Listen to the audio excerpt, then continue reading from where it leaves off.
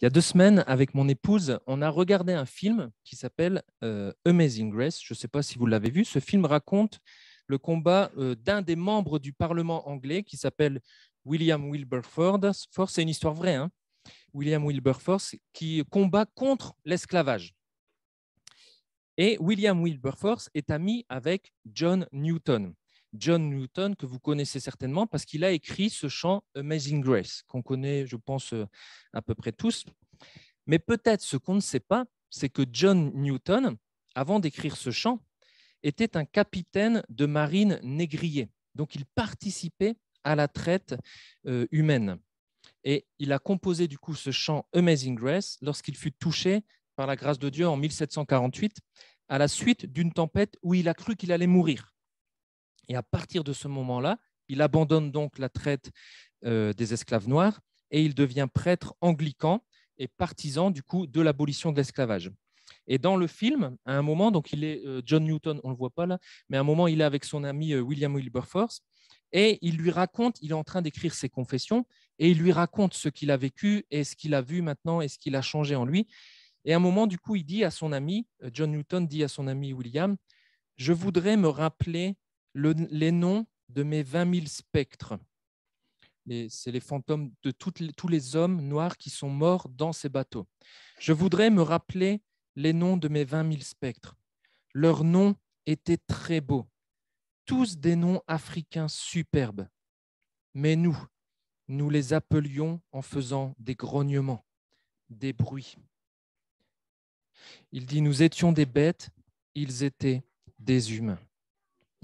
L'humanité, dans sa conduite, dans sa parole, dans ses actes, ressemble parfois plus à une bête horrifiante qu'à l'image glorieuse du Dieu Tout-Puissant, sage et 3 fois saint.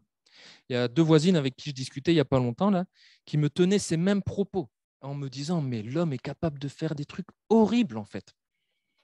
Et alors je me posais la question « mais quel espoir est-ce que je peux leur transmettre ?» Alors j'ai essayé de leur transmettre un espoir à travers justement tout ce qu'on apprend dans Daniel. Mais quel espoir est-ce que nous aussi on peut avoir quand on voit toute cette bestialité de l'humanité qui vit sans Dieu? Et c'est ce qu'on va découvrir aujourd'hui à travers Daniel 7. Daniel 7, c'est un chapitre qui met en contraste la bestialité de l'homme sans Dieu et le Fils de l'homme, glorieux et majestueux. Alors vous pouvez ouvrir vos Bibles, le texte sera affiché aussi, et je vous invite à commencer la lecture. Je vais juste lire le premier verset pour l'instant. Au cours de la première année du règne de Balthazar, roi de Babylone, comme Daniel était couché sur son lit, il eut un rêve. Des visions se présentèrent à son esprit. Et je m'arrête tout de suite là parce qu'il faut expliquer. La dernière fois, si vous vous souvenez, Daniel était sous les Mèdes et les Perses. Et maintenant, là, il est revenu à Babylone. Donc, il faut juste se dire que ça, c'est un chapitre qui nous fait revenir un peu plus tôt dans l'histoire. Et là, on entre dans la partie un peu compliquée du livre de Daniel que peut-être on ne prêche pas beaucoup dans les églises parce que c'est tout un chapitre qui nous parle de rêves, de visions apocalyptiques avec plein d'images. Et on se dit, ouh là là, c'est compliqué à comprendre. Mais en fait, il y a plein de choses à comprendre qui sont très intéressantes parce que tous ces chapitres vont être, c'est comme si on était dans les backstage, dans les coulisses de ce qui se passait avant, dans les coulisses de l'histoire, et ça va nous donner des compléments sur ce qu'on a appris, sur ce que Daniel a vécu avant. Donc, il y a plein de choses qu'on va pouvoir retenir. Là, on est dans les coulisses, dans ce qui se passe dans le monde invisible, le monde céleste. Et tous ces chapitres vont renforcer le thème principal du livre, le fait que Dieu est au contrôle et que rien ne lui échappe. Et cela va nous encourager à rester fidèles jusqu'au bout. Alors, on va continuer la lecture de Daniel 7. Daniel fait un rêve, et qu'est-ce qu'il fait de ce rêve? Il consigna le rêve par écrit. Et voici le rêve, le récit. Au cours de mes visions nocturnes, je regardais, et voici que les 4 vents du ciel agitaient la grande mer. 4 bêtes énormes, différentes les unes des autres, surgirent de la mer. La première ressemblait à un lion avec des ailes d'aigle. Tandis que je la regardais, ses ailes lui furent arrachées. Elle fut soulevée de terre et dressée sur ses pieds comme un homme. Un cœur humain lui fut donné. Et voici que surgit une deuxième bête, ressemblant à un ours. Elle était dressée sur un côté et tenait dans sa gueule 3 côtes entre les dents. J'entendis qu'on lui disait « Debout, mange beaucoup de chair ». Après cela, je continuais à regarder et je vis un autre animal qui ressemblait à un léopard, avec 4 ailes d'oiseau sur le dos et 4 têtes. Le pouvoir lui fut donné. Après cela, dans mes visions nocturnes, je vis surgir une 4e bête, effrayante, terrifiante, et d'une force extraordinaire. Elle avait d'énormes dents de fer, elle dévorait, déchiquetait et piétinait ce qui restait de ses victimes. Elle était bien différente de toutes les bêtes qui l'avaient précédée. Elle avait aussi 10 cornes. J'observais ces cornes et voilà qu'au milieu d'elle surgit une autre corne, plus petite. 3 des premières cornes furent arrachées devant elle. Sur cette corne, il y avait des yeux ressemblant à des yeux humains et une bouche qui parlait avec arrogance. Je regardais encore pendant qu'on installait des trônes. Un vieillard âgé de très nombreux jours prit place sur l'un d'eux. Son vêtement était blanc comme de la neige et ses cheveux étaient comme la laine nettoyée. Son trône, embrasé de flammes de feu, avait des roues de feu ardent. Un fleuve de feu jaillissait et coulait devant lui. Des millions d'êtres le servaient et des centaines de millions se tenaient debout devant lui. La cour de justice prit place et l'on ouvrit des livres. Je regardais toujours. Alors, à cause des propos arrogants proférés par la corne, je vis qu'on tuait la bête et que son corps était détruit, jeté dans un brasier de feu. Quant au reste des bêtes, on leur enleva leur pouvoir, mais on leur accorda une prolongation de vie jusqu'à un temps et un moment fixés. Je regardais encore dans mes visions nocturnes. Sur les nuées du ciel, je vis venir quelqu'un semblable à un fils d'homme. Il s'avança jusqu'au vieillard âgé de nombreux jours et on le fit approcher devant lui. On lui donna la souveraineté et la gloire et la royauté. Et tous les peuples, toutes les nations, les hommes de toutes les langues lui apportèrent leur hommage. Sa souveraineté est éternelle, elle ne passera jamais, et quant à son royaume, il ne sera jamais détruit. Moi, Daniel, je fus profondément angoissé au-dedans de moi, et mes visions me remplirent d'effroi. Je m'approchai de l'un de ceux qui se tenaient là pour lui demander quelle était la signification véritable de tout ce que j'avais vu. Il me répondit pour m'en donner l'interprétation. Ces 4 bêtes énormes, dit-il, représentent 4 rois qui apparaîtront sur terre. Mais la royauté sera donnée aux membres du peuple saint du Très-Haut, et ils la posséderont pour toujours, éternellement. Alors je voulus être fixé avec certitude au sujet de la 4e bête, qui était si différente de toutes les autres. Cette bête très effrayante qui avait des dents de fer et des griffes de bronze, qui dévorait, déchiquetait et piétinait ce qui restait de ses victimes. Je voulus aussi savoir ce que représentaient les 10 cornes qu'elle avait sur la tête et l'autre corne qui avait poussé et devant laquelle 3 des premières cornes étaient tombées. Cette corne qui avait des yeux et une bouche parlant avec arrogance et qui paraissait plus grande que les autres. Tandis que je regardais, cette corne faisait la guerre aux membres du peuple saint et elle remportait la victoire sur eux jusqu'à ce que vienne le vieillard âgé de nombreux jours et que le jugement soit rendu en faveur des membres du peuple saint du Très-Haut et qu'arrive pour eux le temps de prendre possession de la royauté. Celui que j'avais interrogé me dit, la 4e bête représente un 4e royaume qui apparaîtra sur la terre. Il sera différent de tous les royaumes précédents. Il dévorera le monde entier, le piétinera et le déchiquettera. Les 10 cornes représentent 10 rois qui surgiront de ce royaume. Un autre roi se lèvera après eux. Il sera différent de ses prédécesseurs. Il renversera 3 rois. Il proférera des paroles contre le Très-Haut, opprimera les membres du peuple saint du Très-Haut, entreprendra de changer le calendrier et la loi, et le peuple saint sera livré à sa merci pendant 1 temps, 2 temps et la moitié d'un temps. Mais alors, la cour de justice siégera et on ôtera la domination à ce roi pour l'anéantir et la faire disparaître définitivement. Le règne, la souveraineté et la grandeur de tous les royaumes qui sont sous le ciel seront attribués aux membres du peuple saint du Très-Haut. Le règne de ce peuple est éternel et toutes les puissances du monde le serviront et lui obéiront. Ici prend fin le récit.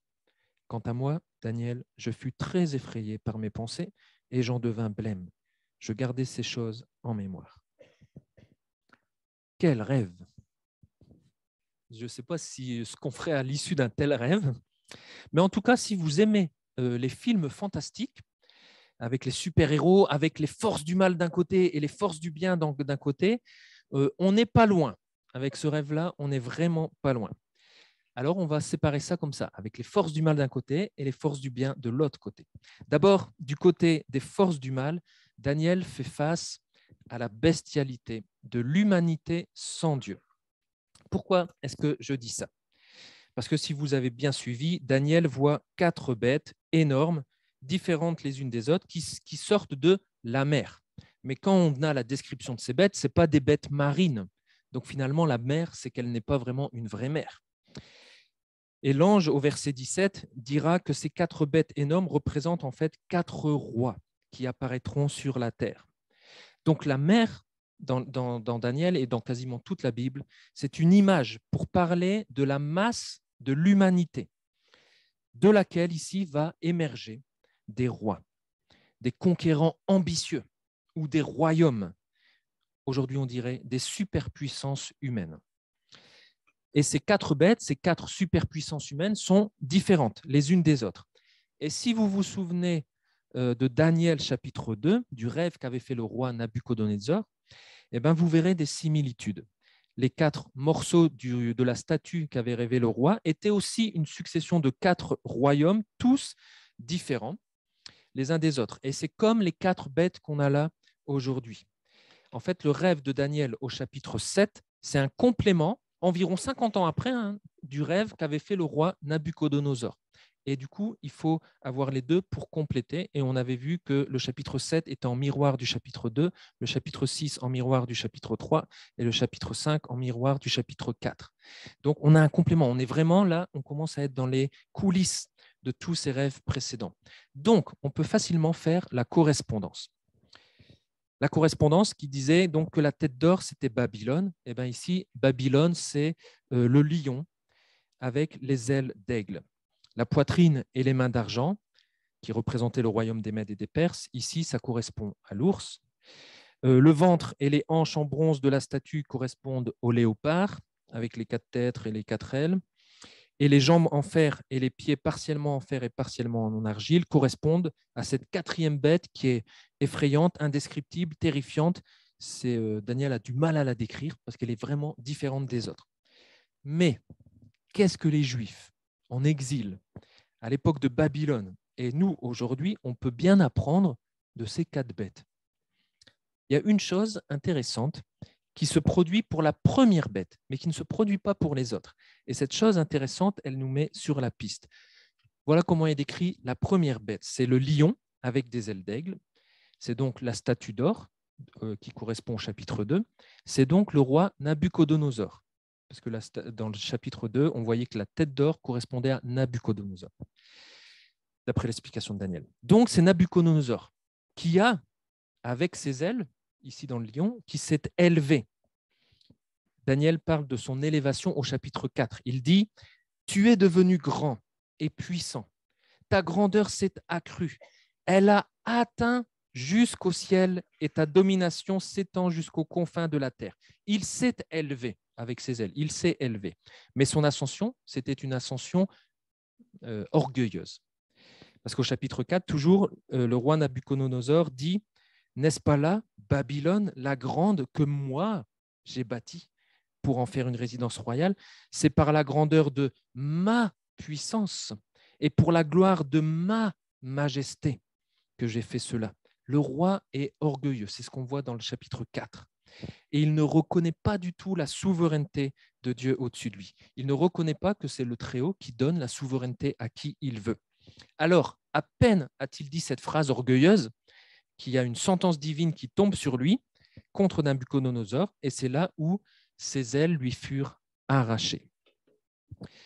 Et dans le chapitre 4, on voit que Nabuchodonosor tombe bien bas, il est chassé du milieu des hommes, il n'est même plus considéré comme un homme, il ressemble à une bête qui broute de l'herbe, il a des cheveux énormes qui poussent comme des plumes ou comme une crinière de lion, et il a des griffes, ses ongles qui poussent et qui deviennent comme des griffes d'oiseaux, nous disait le texte du chapitre 4. Donc exactement comme le lion avec des ailes.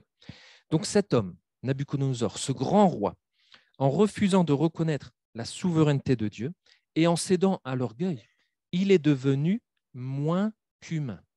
Il est devenu comme une bête. Mais au bout d'un moment, la raison revient à Nabuchodonosor dans le chapitre 4 et il reconnaît la souveraineté de Dieu et il fut rétabli sur son trône. Ça, c'est ce qui correspond à « Ensuite, elle fut soulevée de terre et dressée sur ses pieds comme un homme et un cœur humain lui fut donné. Il est passé de bête à homme. C'est ce qui s'est passé pour Nabuchodonosor. Ce n'était plus une bête, mais il était devenu un homme. Il avait reconnu la souveraineté de Dieu sur sa vie. Alors, en quoi ça nous met sur la piste?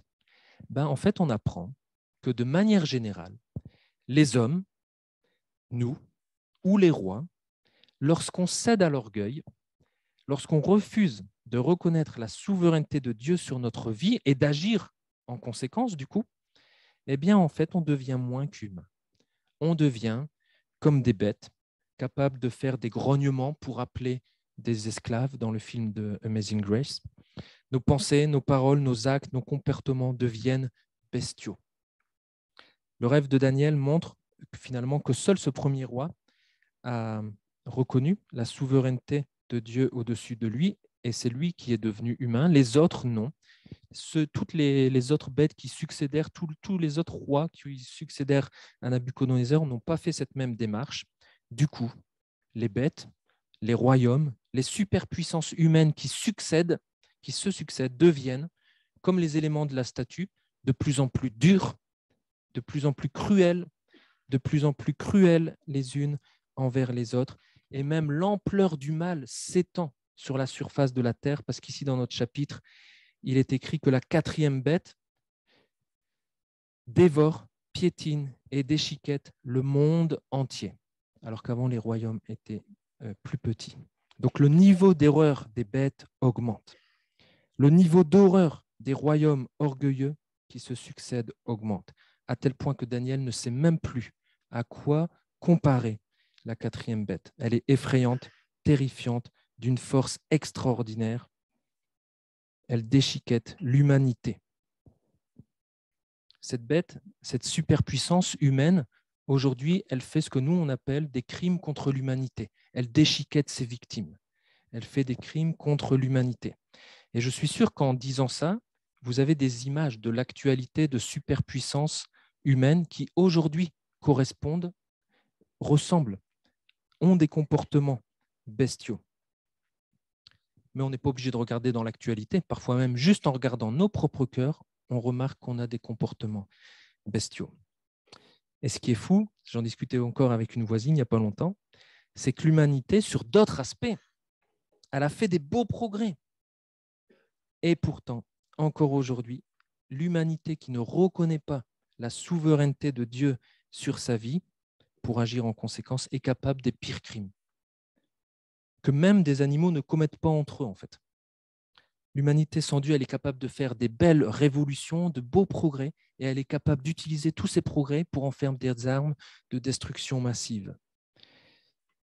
Donc, tout comme dans la citation que je vous ai lue au début de John Newton, il y a 2 jours, le vendredi 11, on a fêté l'armistice, et tous ces monuments aux morts qui sont dans nos villes, dans nos villages, en fait, ils nous rappellent à chaque fois que nous étions des bêtes. On était capable du pire. On est encore capable d'être des bêtes.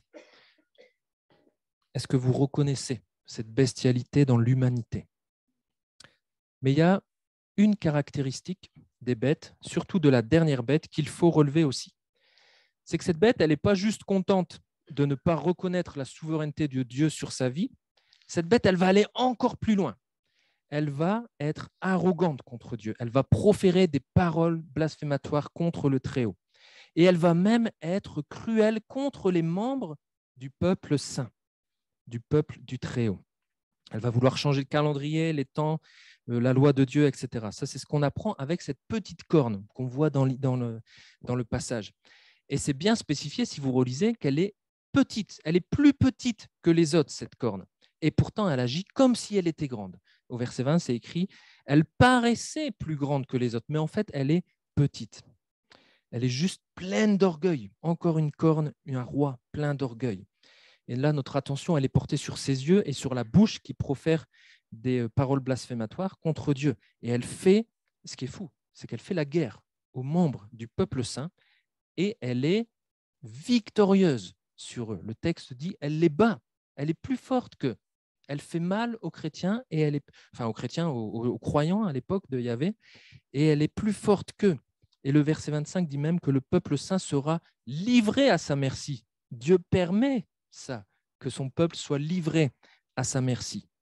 Alors on comprend mieux pourquoi à la fin on lit que Daniel est tout bouleversé par ce rêve. Parce qu'il y a quelqu'un qui va en vouloir à son peuple, à lui, à nous aujourd'hui. Il y a des gens qui veulent mettre fin à ce peuple. Alors Daniel est bouleversé. Qui ça va être? Alors personnellement, je ne vous dirai pas qui ça va être parce qu'on ne sait pas. Il y a plein de personnes qui ont cherché à savoir qui c'était cette corne et qui se sont plantées. Donc on ne va pas s'amuser à ça parce qu'en fait, je pense que ce n'est pas du tout le but de la prophétie apocalyptique. On verra ce que c'est le but de la prophétie apocalyptique. Mais je dirais juste que tous les royaumes humains ont leur petite corne. On a tous une petite corne. Alors aujourd'hui, la semaine dernière, on a vu avec le dimanche de l'Église persécutée, les chrétiens dans différents pays ont des petites cornes qui les oppriment, qui les persécutent, en Corée du Nord, en Afghanistan, etc., etc. Et en lisant ça, pour nous en Occident, vous savez à quoi cette petite corne qui se croyait grande me faisait penser? À certaines minorités de notre superpuissance humaine qui ne reconnaissent pas la souveraineté de Dieu sur leur vie et qui agissent donc comme bon leur semble, ils font ce qu'ils veulent, en changeant la loi de Dieu, en appelant mal ce qui est bien aux yeux de Dieu, en appelant bien ce qui est mal aux yeux de Dieu, et en opprimant celles et ceux qui reconnaissent la souveraineté de Dieu sur leur vie. Et c'est ce que fait ressortir le magazine, le hors-série de février-mars 2022 de ce magazine Courrier International. Si vous lisez cette revue, vous découvrirez que peu importe ce que nous, chrétiens, on dit ou on fait, qu'on le veuille ou non, malgré nous, on sera perçu comme des militants anti-genre. Dedans, c'est écrit, noir sur blanc, qu'il faut que les partisans du genre sont en guerre contre nous et il faut nous combattre, nous les chrétiens, parce qu'on ne pense pas comme eux. C'est écrit noir sur blanc. C'est notre petite corne, par exemple, une minorité qui paraît grande et qui veut faire du mal à ceux qui reconnaissent la souveraineté de Dieu sur leur vie. Alors bien sûr, là, on dépeint l'humanité d'un côté très bestial, mais c'est vraiment ce que veut nous faire ressortir Daniel. Mais dans sa grâce commune, tout le monde n'est pas comme ça, hein, on est d'accord. Tous les individus de la masse de l'humanité ne sont pas comme ça, et heureusement. Mais en ce qui concerne les superpuissances humaines, les rois, les royaumes, ils vont tous dans ce sens-là. C'est ça que le rêve veut nous montrer aussi. Alors on est comme dans un film fantastique. Les monstres sont horribles, hideux, surtout pour un juif, hein, à l'époque, un juif qui voit des bêtes hybrides comme ça, comment on appelle ça, des chimères, lui qui a une conscience de la pureté énorme, ça doit les révulser. Donc vraiment, c'est des monstres horribles. Les 4 bêtes là représentent par-dessus tout le mal dans toute sa force et dans toute sa monstruosité. Est-ce que vous savez pourquoi vous aimez quelqu'un aime les films fantastiques, les Marvel, tout ça? Il y en a, ouais. Eh bien, pourquoi vous aimez les Marvel, les films fantastiques? Pourquoi est-ce qu'on aime ça? Moi, j'aime bien aussi. Hein. Pourquoi est-ce qu'on aime ça? Tout le monde peut répondre. Hein. Parce qu'il y a des super-héros et qui font quoi du coup? Parce que c'est le bien qui gagne à la fin. On aime bien quand c'est le bien qui gagne. On aime bien quand la justice s'accomplit.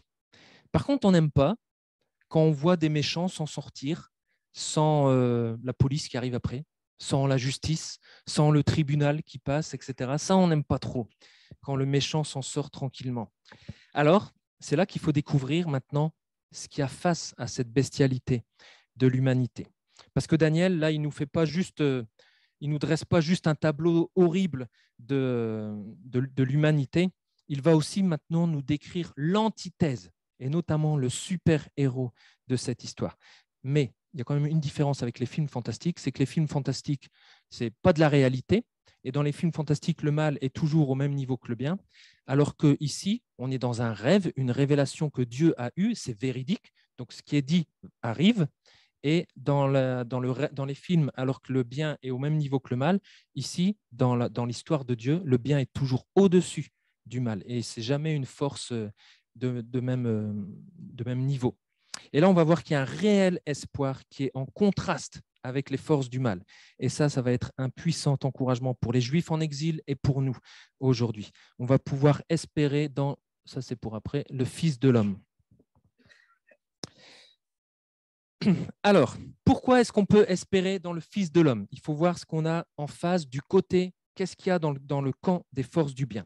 Au verset 9, si vous avez remarqué, il y a un grand retournement de situation, une transition même abrupte. La scène change complètement. On passe de monstres horribles à la salle du trône dans le ciel. On passe de la mer chaotique avec des bêtes horribles à la salle du trône. Et sur cette salle, tout est en contraste avec les forces du mal. On trouve un vieillard âgé de très nombreux jours qui prend place sur son trône. Alors on comprend que c'est Dieu.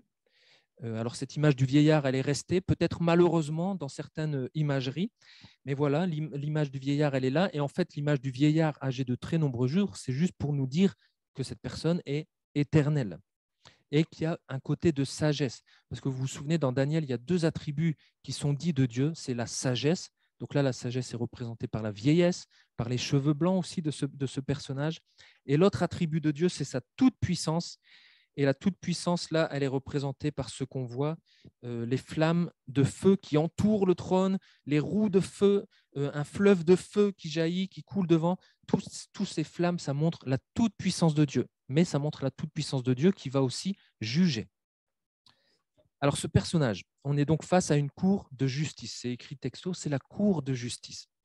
Ce personnage, il a un vêtement blanc comme de la neige, c'est-à-dire qu'à l'inverse des bêtes, lui, il est pur, il est saint, il est 3 fois saint. Et il s'apprête à juger les forces du mal, les bêtes qui sont à l'opposé complet de lui. Et sur quelle base va-t-il les juger? Sur la base de livres qu'on ouvre. Qu'est-ce qui est écrit dans ces livres, d'après vous? Comment? Qu'est-ce qui est écrit dans ces livres? C'est écrit tout votre historique Internet, qu'on prend peut-être soin d'effacer, ça sera écrit. T'as beau l'effacer, ça sera écrit.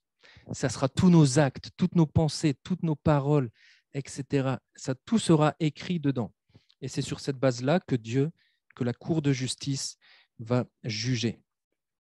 Mais là, elle va juger spécifiquement les rois et les royaumes et les bêtes.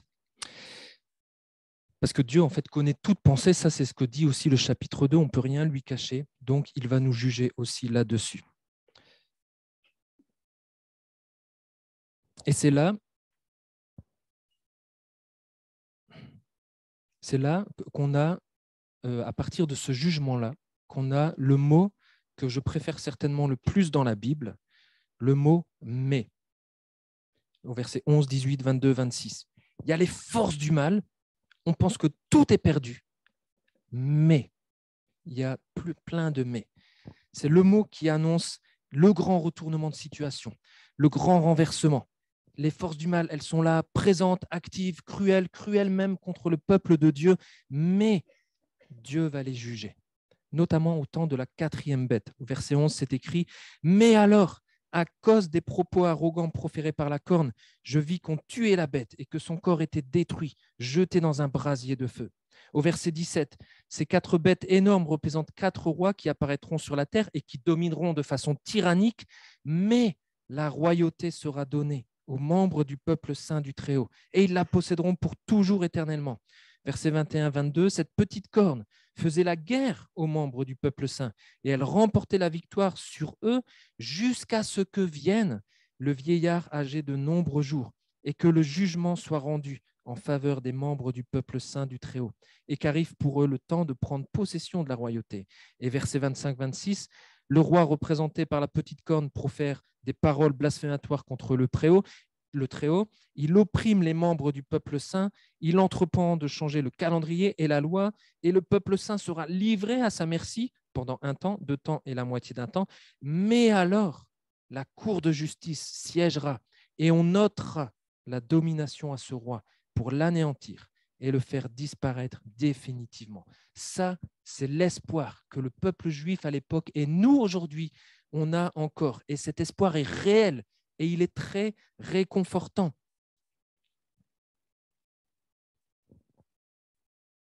Et c'est le but, en fait, de la prophétie de type apocalyptique, de réconforter et de soutenir les opprimés. Ici, le réconfort vient du fait qu'en dépit de toutes les apparences, on peut voir des bêtes autour de nous, des bêtes humaines, etc. En dépit de toutes les apparences terrestres, Dieu règne souverainement sur son trône et il décide du sort de toutes les superpuissances humaines de l'histoire. Il donne la souveraineté à qui il veut. Les monstres, les bêtes, là, les empires, les superpuissances humaines, elles font beaucoup de mal. Mais tôt ou tard, Dieu les juge. Dieu vient délivrer son peuple. Et la délivrance, c'est une espérance qui ne se réalisera peut-être que dans un lointain futur, mais c'en est pas moins une certitude. Ça arrivera, c'est sûr. Dieu, en fait, est en guerre, c'est vrai, contre le mal, avec le mal, contre le mal, et Dieu l'emportera. Ça ne fait aucun doute. Voilà le message réconfortant que les fidèles juifs reçoivent de la part de Daniel, que nous, on reçoit encore aujourd'hui. Mais il y a encore plus. Pour que l'espoir soit complet, il faut autre chose. Parce que s'il y a juste un jugement des royaumes mauvais, mais que ce n'est pas remplacé par autre chose, bon, il y a juste une autre bête méchante qui va ressortir, puis on finit jamais, quoi. Donc, il faut plus qu'un jugement des superpuissances humaines. Il faut qu'il y ait un total remplacement des royaumes bestiaux par un royaume qui est bon, par un bon royaume, qui ne prendra jamais fin. Et ça, c'est exactement ce qui se passe avec le super-héros qu'on voit apparaître dans la cour de justice divine. Ce super-héros, il ressemble à un fils d'homme. Et il ne ressemble pas à une bête. C'est un fils d'homme, mais qui ne ressemble pas du tout à une bête. Ce super-héros, il est donc humain, un vrai humain comme Dieu en voulait. Mais en même temps, il a le droit, ce super-héros, de s'avancer jusqu'au trône, alors qu'autour du trône, il y a quoi? Plein de feu. Mais il a le droit de passer et il a le droit d'y aller et il a le droit d'être à côté de ce trône. Donc ce super-héros, il est plus que juste humain en fait, parce qu'après on lui donne aussi la souveraineté, la gloire, la royauté, tout ça, tous ces termes, c'est ce qu'on attribuait dans les chapitres 1 à 6, qu'on attribuait à Dieu. Donc là, on est en train de donner la même chose à ce fils d'homme, la même chose qu'à Dieu. Donc ce super-héros qui est un fils d'homme, humain, il est aussi pleinement divin. Alors vous voyez où je veux en venir. Hein. Ce super-héros, il n'est pas juste humain, il est pleinement divin. Et d'après le rêve de Daniel, ce super-héros ici apparaît à quelle époque? À quelle bête? La quatrième bête, comme dans le rêve de Nabuchodonosor. Et c'est justement au temps de l'Empire romain, puisqu'on avait fait le parallèle avec la quatrième bête et l'Empire romain, ça semble être la quatrième bête, c'est à ce moment-là que naît Jésus-Christ. Et dans le Nouveau Testament, qui se déroule sous l'Empire romain, et ben c'est là qu'on voit l'histoire de Dieu qui combat et qui vainc, du verbe vaincre, définitivement le mal. Et le combat s'achève là, dans le Nouveau Testament. Jésus, si vous lisez les évangiles, Jésus combat Satan et les forces du mal pendant tout son ministère terrestre. Il chasse des démons, il les envoie dans des ports, etc. Il est plus fort. On le voit tout au long des évangiles. Et paradoxalement, le moment où Jésus vainc, du verbe vaincre encore, les puissances du mal, il a lieu à un moment qui semble très faible d'un point de vue humain, c'est au moment de la croix. C'est là où le combat est totalement achevé. Et on lit donc par exemple en Colossiens 2, versets 13 à 15, Dieu vous a donné la vie avec Jésus-Christ. Il nous a pardonné toutes nos fautes, car il a annulé l'acte qui établissait nos manquements à l'égard des commandements. Oui, il l'a effacé, il l'a cloué sur la croix, et là, sur la croix, il a désarmé toute autorité, tout pouvoir, toute force du mal, ça c'est moi qui rajoute, il les a donnés publiquement en spectacle quand il les a traînés dans son cortège triomphal après sa victoire à la croix. C'est là que toutes les forces du mal, elles ont été vaincues définitivement. Voilà comment Jésus a vaincu les forces du mal. C'est rien à voir avec les super héros modernes aujourd'hui. Je vous ai mis une image qu'on voit souvent. Il y a tous les super héros qui, eux, utilisent leur force, etc. Mais Jésus, lui, il leur explique, voilà comment moi j'ai sauvé le monde, et il parle de la croix. avec Jean 3,16, Dieu a tant aimé le monde qu'il a donné son Fils unique, afin que quiconque croit ait la vie éternelle. Jésus à la croix a fait plus que les super-héros Marvel.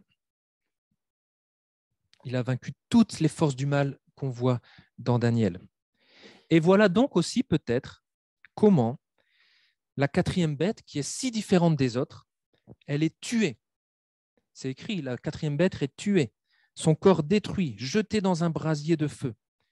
À ce moment-là, par la mort de Jésus à la croix, par sa résurrection, elle est tuée.